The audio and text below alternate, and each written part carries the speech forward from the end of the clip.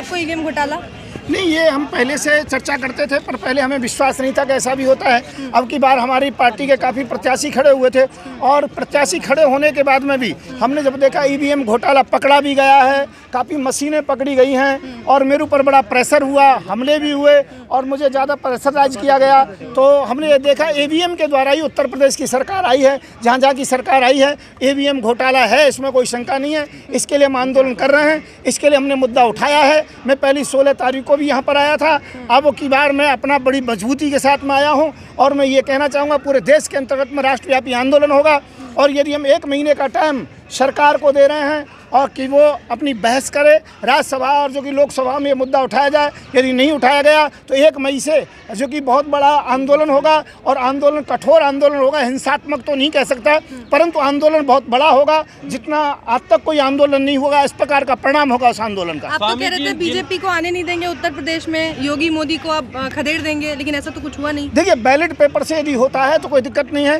ये इसके अंदर 150 सीटों के ऊपर बेईमानी की गई है और उनको दोबारा से रीजांच के बहाने से मेरे कम से कम 7-8 एमएलओ को हराया गया, हम लोगों को हराया गया। मैं ये कहना चाहता हूँ कि इन्होंने केवल रीजांच के बहाने से लोगों को जो कि परेशान किया है। 7-7 बार एक सीट पर जो कि बार जांच होती है और उसके बाद में उनके प्रत्याशी जो कि 1000, 2000 से 500 से ऐसे जीतते हैं। मैं ये कह रहा हूँ ईवीएम का घोटाला है और कुछ नहीं है। बीजेपी का कोई जनाधार नहीं है, कोई आस्तित्व नहीं है। पहले भी लोकसभा का चुनाव ऐसे जीते थे और इसमें भी ऐसे जीते थे। इसके लिए हम सुप्रीम कोर्ट जाएंगे, हम जो कि महामहिम राष्ट्रपति महोदय के पास जाएंगे और यदि भारत में हमारी बात नहीं सुनी गई तो हम अंतर्राष्ट्रीय अदालत का भी दरवाजा खटखटाने में पीछे नहीं होंगे, हम वो भी खटखटाएंगे, इसमें कोई शंका नहीं है। 150 वोट आपको मिले और आप कह रहे हैं बीजेपी का जनाधार नहीं है। मैं ये कहना चाहता हूँ, मैंने जो कि समाजवादी पार्टी को समर्थन दे दिया था, इसलिए मैं पहले ही वहाँ के प्रत्याशी को समर्थन दे दिया, अखिलेश को 2-3 दिन पहले बुलवा करके, और नहीं तो हम जीतते, इसमें कोई शंका नहीं है। स्वामी जी, आप कह रहे हैं कि ईवीएम कश्मीर वाले इधर आ जाए।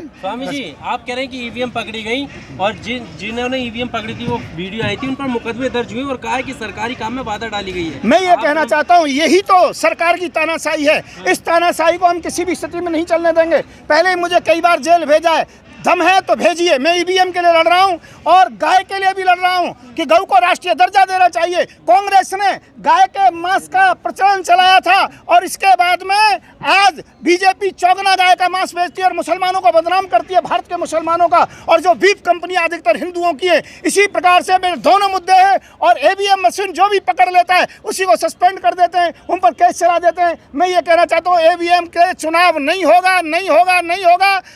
हिंसात्मक आंदोलन की भी स्थिति पड़ेगी तो वो भी होगा, पर ईवीएम मशीन से चुनाव नहीं होने देंगे और जो चुनाव हुए इनको रद्द कराएंगे, जिससे कि दोबारा से निष्पक्ष बैलेट पेपर से चुनाव हो सके। देश का संविधान को नहीं मानते हैं बाबा जी? नहीं, भारत के संविधान को मानते हैं। भारत के संविधान में कहीं लिख के दिखा दीजिए, लिखा हुआ कि ईवीएम मशीन से चुनाव होगा। वहाँ तो केवल हिंसा को कह रहे हैं आप, देखिए हिंसा कह रहे हैं आप। मैं ये कह रहा हूँ, मैंने पहले केस हो, कोई दिक्कत नहीं है, मैं पहले भी केस हुआ है, 34 बार जेल गया हूँ, अब की बार भी जाने को तैयार हूँ, परंतु ईवीएम मशीन को किसी भी स्थिति में नहीं रहने देंगे और हम 1 मई से फिर अपना आंदोलन शुरू करेंगे, कठोर आंदोलन शुरू करेंगे, क्योंकि ईवीएम मशीन के विरोध में बहुत जरूरी है, क्योंकि ईवीएम के द्वारा बहुत दिक्कत हुई है, समस्या पैदा हुई है। देश के अंतर्गत में छोटे छोटे जितने भी दल हैं उनका अस्तित्व समाप्त कर दिया गया है, हिटलरशाही चल रही है, ये ईवीएम मशीन के सहारे से भाजपा कर रही है। पहले भी ईवीएम मशीन से वोटिंग होती थी, कांग्रेस की सरकार थी, जब घोटाला क्यों नहीं हुआ? अब क्यों हो रहा है? मैं ये कहना चाहता हूँ, पहले से ही शुरू हुआ है, ऐसा नहीं है कि आज ही हुआ है, परंतु मैं कहना चाहता हूँ, जरूर इस बात को कहना चाहूँगा, ईवीएम का जो कि विरोध करें, हम ईवीएम का विरोध करते हैं। और पंजाब में जहाँ बीजेपी हारी है उसका क्या करेंगे सर? वो फिक्सिंग है केवल बीजेपी की और जो कि केजरीवाल की, आम आदमी पार्टी की फिक्सिंग है। ये दत्तक पुत्र है उनका और कुछ नहीं है। आप ये बताइए, अगर आपको इतनी तकलीफ है तो ईवीएम के साथ ये सारी पार्टियां जाती क्यों है? बहिष्कार करें चुनाव? नहीं, बहिष्कार देखिए, एकदम हार के बाद बाहर निकल। अब की बार 100 पार्टियों से ऊपर पार्टियां हमारे साथ में आई हैं और धीरे धीरे करके इसका उजागर होगा और हम 1 मई से इसके लिए बहुत बड़ा आंदोलन करने जा रहे हैं। इसमें कोई शंका नहीं है। ईवीएम का विरोध सभी पार्टियां कर रही है, किसी की हिम्मत नहीं होती, हिम्मत नहीं हो रही, किसी की हिम्मत नहीं हो रही, केवल स्टेटमेंट देते हैं। पर धीरे धीरे करके हम सब आ रहे हैं। हाँ, सुप्रीम कोर्ट में जो केस डाल रहे हैं अखिलेश यादव, ऐसा समाचार मिला है, हमारी बात हुई है और मुझे इसमें आगे किया गया है सभी पार्टियों ने और हम 1 मई से हम सभी इकट्ठे ही यहाँ पर आएंगे। प्राप्त है आपको? हाँ, पूरा प्राप्त है, इसमें कोई शंका नहीं है। आंदोलन हाँ, ईवीएम मशीन को आगे जो कि करने के लिए आंदोलन, किसी की हिम्मत नहीं, और जांच करा दी जाती है, सब कुछ करा, अंदर डाल दिए जाते हैं, इसलिए मैं सबसे आगे आया हूँ। बताइए, अखिलेश यादव आपको आगे रख रहे हैं, वो खुद क्यों नहीं आ रहे यहाँ पर? वो हो सकता है शायद उनका कोई जांच का जो उन्हें धमकी दे रखी है, इस कारण से आगे नहीं आ रहे हैं। जिस प्रकार से मायावती को जांच की धमकी दे रखी थी, मायावती के भाई के ऊपर रेप का केस लगाया था, अंदर करने की धमकी दी गई थी, मायावती चुप हो गई थी, इसी प्रकार से सब पार्टियों को ऐसा कर रहे हैं। नहीं, आंकड़े नहीं, जो सत्य है आप लोग जानते हैं, आपका सोशल मीडिया जानता है, आपके बड़े जो कि चैनल इस बात को जानते हैं, इसमें कोई शंका नहीं। आपके प्रत्याशी आपके साथ आए यहाँ तक, क्या हमारे साथ धोखाधड़ी हुई है? नहीं, प्रत्याशियों ने मुझे रिपोर्ट की है, मुझे बताया है, सब कुछ है, सब। नहीं, ऐसा नहीं है, मेरे लोग आ रहे हैं। अब जम्मू कश्मीर में चुनाव होने वाले हैं, उन लोगों को मैंने यहाँ बुलाया और वो यहाँ पर आए हुए खड़े हुए मेरे साथ। आपको तो खुश होना चाहिए ना कि एक सन्यासी सरकार चला रहा है, आपके समाज से लोग निकल रहे हैं। अरे किस बात के सन्यासी? 5 साल मेरे हिंदू सेना का जिला अध्यक्ष रहे हैं जो कि योगी जी, मैं जानता हूं उनके विषय में अच्छी प्रकार से क्या स्थिति है। मैं कह रहा हूं बिल्डोजर की धमकी देना, 80 और 20 की जो की बात कहना, गर्मी जो कि निकालने की बात कहना, गर्मी ठंडा करने की बात कहना, बिल्डोजर से मकानों को तोड़ने की बात कहना, उनके मुंह से एक बार भी क्यों नहीं निकलता? कोई बेरोजगार नहीं रहेगा, उनके मुंह से एक बार भी क्यों नहीं निकलता? सबको जो कि नौकरी मिलेगी, रोजगार मिलेगा, महंगाई समाप्त होगी, इस प्रकार के मुद्दों पर बात क्यों नहीं करते? और जब भी कोई प्रेशर पड़ता है तो हिंदू मुसलमान की बात करते हैं, मंदिर मस्जिद की बात करते हैं, कश्मीर को उठा लेंगे, पाकिस्तान को उठा लेंगे। वो कभी रोजगार के विषय में नहीं बोलते, महंगाई के विषय में नहीं बोलते, जिन विषयों पर बात करनी चाहिए उन विषयों पर बिल्कुल नहीं बोलते। वो सांप्रदायिकता फैलाने की चेष्टा कर रहे हैं। हम किसी भी स्थिति में सांप्रदायिकता नहीं फैलने देंगे। और गऊ का मुद्दा भी मैंने इसे लिया है कि गऊ जिससे राष्ट्रीय दर्जा मिल जाएगा तो उसके बाद में गऊ का मुद्दा समाप्त हो जाएगा। गऊ के बहाने से वो मुसलमानों को टारगेट करते हैं, जबकि बीफ कंपनियां ज्यादातर हिंदुओं की हैं और खासकर आरएसएस के लोगों की हैं। वो कह रहे हैं कि हिंदुत्व मॉडल चल गया, हिंदुत्व मॉडल चल गया योगी जी का। कोई मॉडल नहीं चला। हाँ, मेरे साथ में संजय गुजर जी आए हुए हैं, स्वामी जी आए हुए हैं। हम जो कि ईवीएम मशीन के विषय में भारत बचाओ संविधान बचाओ को जो आगे लिया है और जो कि ईवीएम के विषय में आप हमारे साथ में हैं, सभी पार्टियां हमारे साथ में। आपको नहीं लगता हिंदुत्व मॉडल चल गया यूपी में? नहीं, कोई मॉडल हिंदुत्व मॉडल नहीं चलने देंगे। यहाँ सेकुलर मॉडल ही चलेगा। ये देश हिंदू मुस्लिम सिख ईसाई सबका है। यहाँ पर जो भी हिंदू की बात करेगा, मुसलमान की बात करेगा, उसे देश में रहने का कोई अधिकार नहीं है, सत्ता में रहने का कोई अधिकार नहीं। यहाँ पर हिंदू मुस्लिम सिख ईसाई सबको बराबर सम्मान है और बराबर की जो राजनीति करेंगे वही रहेंगे।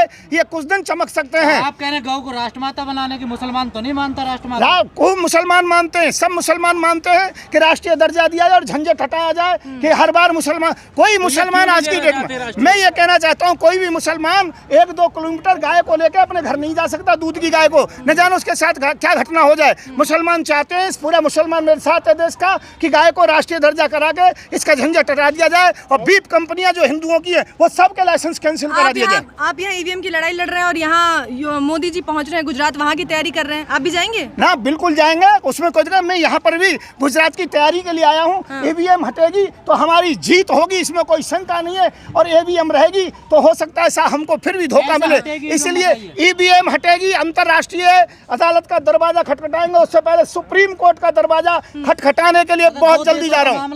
ये अंदरूनी मामला है, इसके लिए आप अंतर्राष्ट्रीय मैं ये कह, हमारी बात नहीं मानी जा रही, हमें जेल में ठोका जा रहा है। जो लोग ईवीएम के विषय में कहते हैं उनको जेल में ठोका जाता है। सुप्रीम कोर्ट जाऊंगा, सुप्रीम कोर्ट जाऊंगा, सुप्रीम कोर्ट नहीं मानेगा तो मैं धमकी दे रहा हूं, महामहिम राष्ट्रपति महोदय के पास जाऊंगा और राष्ट्रपति महोदय जी भी नहीं मानते हैं तो अंतिम रास्ता जो है अंतर्राष्ट्रीय अदालत का, उसे भी खटखटाऊंगा, चाहे कोई भी किसी प्रकार का केस मेरे ऊपर दायर करे। 2.0 पे संत समाज बहुत खुश है, गदगद है, पूरा अयोध्या भी पूरा खुश है। कोई संत समाज गदगद नहीं है, कोई भी खुश नहीं है। मैं ये कहता हूँ इस समय केवल उनके पक्ष के भाजपा के लोग खुश हैं। बीजेपी के नेता हैं वो बहुत अच्छे निखरे हुए, इसमें कोई शंका नहीं है। पर मोदी जी इस समय देश के प्रधानमंत्री की तरह काम नहीं कर रहे हैं। कई मंच पर भी जाते हैं तो कमल का फूल का चिन्ह होता है, भारतीय जनता पार्टी का होता है। मैं कहता हूँ अशोक का चिन्ह होना चाहिए, प्रधानमंत्री लिखा होना चाहिए।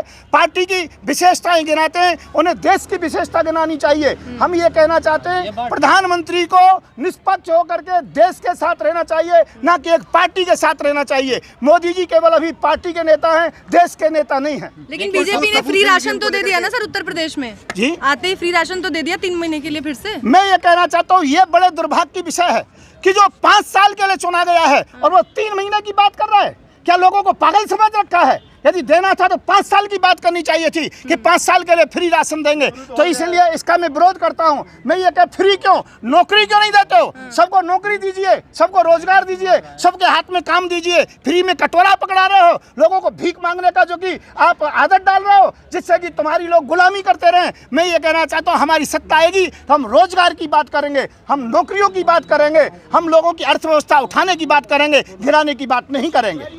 कब तक उम्मीद है सत्ता आने की? अब देखो बहुत जल्दी आएगी, इसमें कोई शंका नहीं है और हम जल्दी से जल्दी इसमें आगे बढ़ रहे हैं। सर बीजेपी की पार्टी तो नहीं है ये? देखिए ये आपका विचार हो सकता है, पर ये भारतीय जन जागृति पार्टी है, वो भारतीय जनता पार्टी है। जब आपको लगा कि ईवीएम का मुद्दा नहीं चलेगा तो गौ माता को उठा लिया। नहीं, ये आपका विचार है। ये गौ माता का मुद्दा मेरा पहले से 35 साल से, और मैं एक बार नहीं बहुत बार जेल से। ईवीएम को लेकर 2014 से लोग धरने में बैठते हैं, सस्ती लोकप्रियता के लिए बहुत कुछ किया ईवीएम को लेकर। आप भी सस्ती लोकप्रियता के लिए बैठे हुए हैं, आपके पास कुछ ठोस सबूत है? नहीं, मैं सस्ती लोकप्रियता के चक्कर में कभी नहीं पड़ा। मुझे लोकप्रियता से मतलब नहीं है, मुझे इस बात से मतलब है कि जो लोकतांत्रिक व्यवस्था का हनन हो रहा है वो नहीं होना चाहिए। इसके अंतर्गत में लोकमत से ही जो कि चुनाव होना चाहिए। ईवीएम मशीन से लोकतंत्र का हनन हो रहा है।